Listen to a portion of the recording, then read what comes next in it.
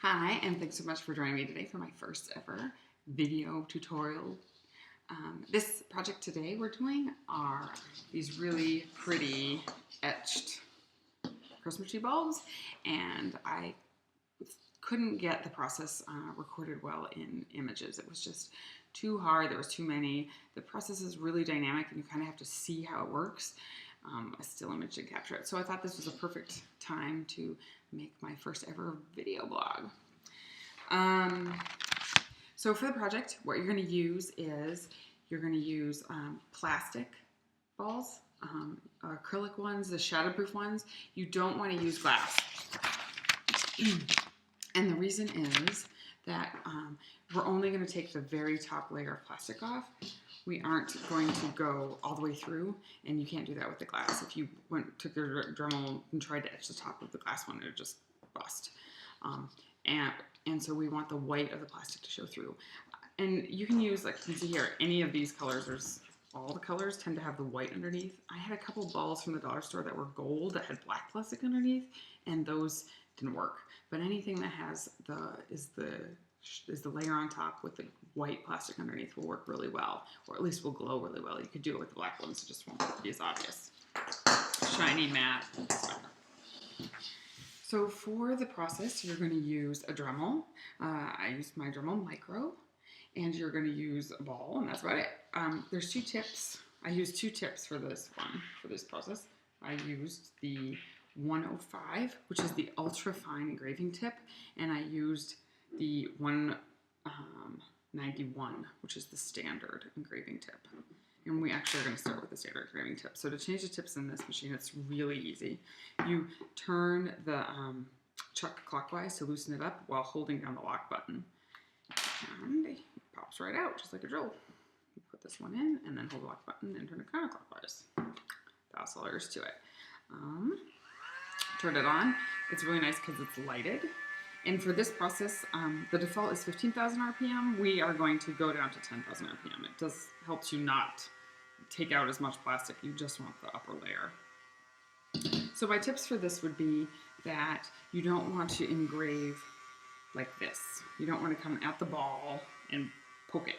You want to, because what's happening is the bit is spinning in a clockwise direction, and what's going to happen is it's going to want to spin to the right all the time. So you go make a line and it'll always want to shoot right. If you take your bit and you hold it perpendicular to the ball and run it this way, it tends to want to just stay in a straight line. I mean, it's still going to go a little bit, it's still going to get caught and wiggle a little bit, but it's a lot easier.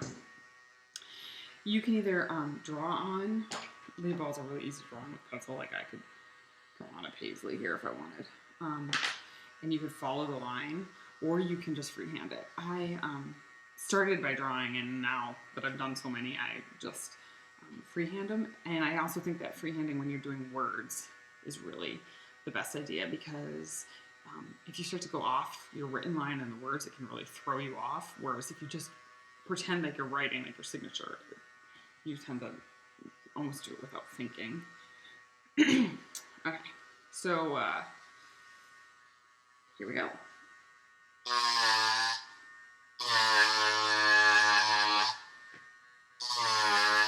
It's definitely easier to pull the Dremel towards you than to go back. So I tend to come down and join my lines at the bottom. You can try it. You can go all the way up. But I tend to be a little nervous with that. So there's the one here. Let's freehand one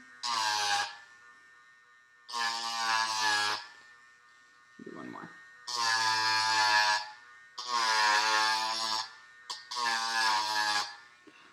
That's it. That's what there's to it. The only other thing I use the really big bit for is dots. I really like dots on my filler in my space, and with that you do hold it pointed right down because it makes the dots perfectly circles. Dots. I wish I'd do one that's just dots. And this would be great at, like, if you used all orange balls, and you could do it at Halloween, you could draw little faces on them. You could take a bunch of like pink and blue ones and just write a letter on each one. You could spell happy birthday or something. This doesn't have to be a Christmas project. So now that I have the first basic outline, and there are some, I mean, there are mistakes in it. But once you add the decorative scallops and cross hatching and other stuff that you tend to not even notice. Hold it down, put in the micro. Again, for this one, slow it down to 10. And then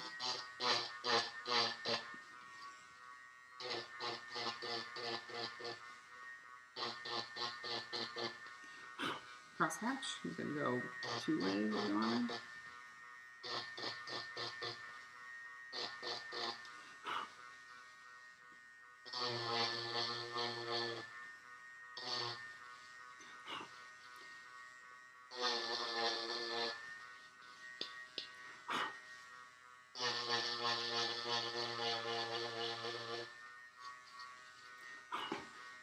Look from the outside.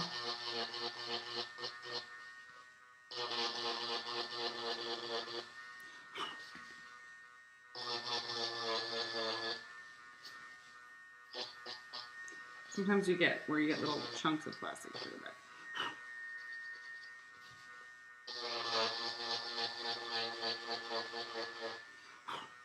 So you can keep going around in all of those. That would look a lot like, like this is one I did that's really similar, where I just went around. And you can see it's not perfect. I mean, there's a lot of places that aren't perfect, but the pattern is so intricate, the mistakes tend to get lost. So that's the best thing. So now this is pretty cool. I mean, just like this, these are really cool. You could put them in a jar or whatever. But my favorite part about this is when I figured out that they glow from the inside. So these are from IKEA. They're just a string of LED lights. And I like them because they're small enough to fit through the holes. You just stick them in. And they tend to, because they're on a string, they tend to not want to fall off. We'll put our new one that we just did here on there. And the coolest part is, sucker. The coolest part is when you plug them in.